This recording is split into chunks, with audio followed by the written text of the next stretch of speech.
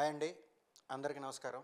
ఈరోజు ఉన్న మన హైదరాబాద్లో ఏ ఉద్యోగానికైనా చిన్న చూపు ఉంది అని అంటే అది కేవలం cab drivers, Uber drivers, Ola drivers. వీళ్ళని చాలా చిన్నగా చూసే క్రమంలో మన హైదరాబాద్లో మనతో పాటు మన సంతోష్ అన్న కూడా మనతో ఉన్నారు. సంతోష్ అన్న, మొన్న జరిగిన ఊబర్ ఓలా ఈ నిరసన మీరు ఏదైతే వ్యక్తం చేశారో, మొన్న 29న జరిగిన ఆదివారం రోజు జరిగిన ప్రోగ్రాం ఏదైతే ఉందో దాని మీద మీరు ఎలా, మీ స్పందన ఏంటి దాని మీద? ఏం లేదండి, ఇప్పుడు అందరు ఓలా ఊబర్స్ కానీ అందరు డ్రైవర్లని స్ట్రైక్ చేసినారు, గవర్నమెంట్ని అడుగుదామని, రిక్వెస్ట్ చేద్దామని. కానీ అక్కడ నుంచి ఏం స్పందన రాలేదు మనకు. కాకపోతే ఏంటంటే ఏదైతే మనం కిలోమీటర్ పైన 20 నుంచి 25 రూపాయలు అడిగినామో అది అయ్యే వరకు మాత్రం పోరాటం జరుగుతూనే ఉంటుంది. దాని విషయంలో ఏం సందేహం లేదు.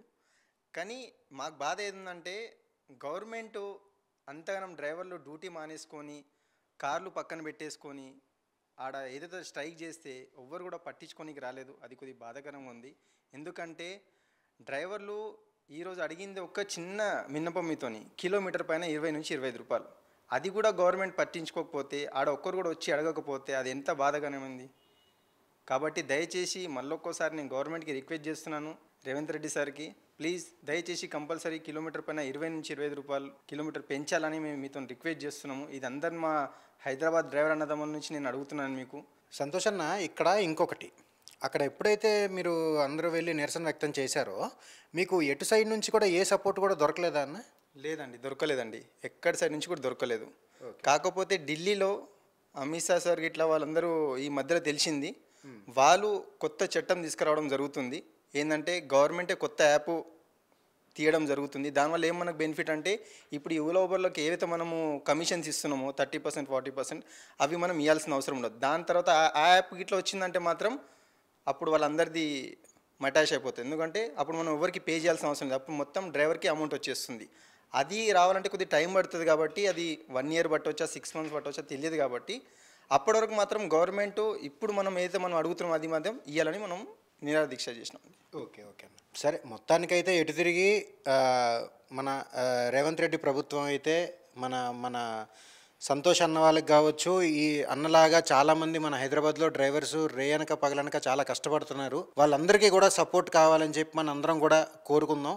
ఇక్కడ ఇంకొకటి, ఇక్కడ ఈ ఇష్యూ జరుగుతున్నప్పటికీ కూడా చాలామంది అంటే కొంచెం వెనక్కి తగ్గడమో, లేకపోతే ఓకే మనకెందుకు ఇప్పుడు ఈ తలనొప్పి అని అనుకుంటున్న క్రమంలో మన సంతోష్ అన్న ముందుకొచ్చి ఈ ఇష్యూ మీద ఎత్తిన మాట్లాడడం అంటే అది మామూలు విషయం కాదండి. సంతోష్ అన్నకు కూడా సపోర్ట్ చేయండి అన్న, మేమందరం మీకు సపోర్ట్ ఉంటాము. థ్యాంక్స్ అన్న. అలాగే గవర్నమెంట్ కూడా మీకు సపోర్ట్ ఉండాలని మా తరపు నుంచి మేము కూడా కోరుకుంటున్నాం. Thank you so much. Thank you. దీని మీద మీరు ఇంకేదైనా మాట్లాడతారా? అవును, ఒక్క మాట మీరు ఇందాక గుర్తు చేశారు కదా, చాలా మంది ఎంట కూతురని.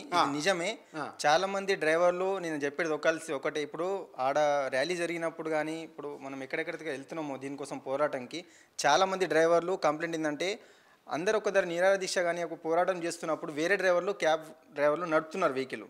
దయచేసి మనం పోరాటం చేసేటప్పుడు అందరం కంపల్సరీగా వెహికల్ ఆఫ్ చేయాలి. ఎందుకంటే ఒక పోరాటం మీకు ఇప్పుడు ఇలా 10 మంది డ్రైవర్లు చేస్తున్నారు కదా, ఆ చేస్తున్నప్పుడు మిగతా వాళ్ళు నడిపించినప్పుడు గవర్నమెంట్ రేపటి పెంచింది అనుకోండి, మీ అందరికీ బెనిఫిటే కదా. ఒక్కరు పోరాడుతున్నప్పుడు మనం కూడా దాంతోపాటు చేయగలపాలి కంపల్సరీ. కాబట్టి అది చిన్న చిన్న ఇష్యూలు రానియకండి. అందరం ఒక్కోసారి మాట్లాడుకున్నప్పుడు అందరు కంపల్సరీ వెహికల్ బంద్ చేసేసి ధర్నా అన్నప్పుడు ధర్నా తిరగని చేయాలి, అంతే. Thank you. థ్యాంక్స్ అన్న. అంటే ఒక యాజ్ ఏ డ్రైవర్గా నాతో పాటు ఇంకొక నలుగురు కూడా బాగుండాలి అని మీ ఆలోచన ఏదైతే ఉందో దానికి నిజంగా చాలా గ్రేట్ అన్న. Thank you so much. Thank you అన్న.